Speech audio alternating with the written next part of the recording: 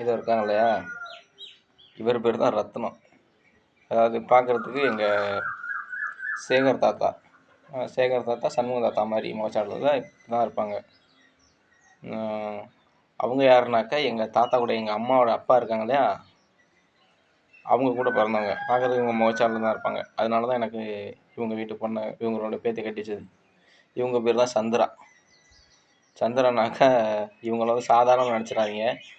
இந்த சந்திராங்கிறவங்க தான் வந்துட்டு இந்திரா காந்தி கொலை வழக்கு, ராஜீவ்காந்தி கொலை வழக்கு இதுலலாம் சம்மந்தப்பட்டவங்க. இதெல்லாம் ஏன் பண்ணாங்க, எதுக்கு பண்ணாங்க அப்படின்னு நிறைய விஷயங்கள் இருக்குது, நிறைய காரணங்கள் இருக்குது.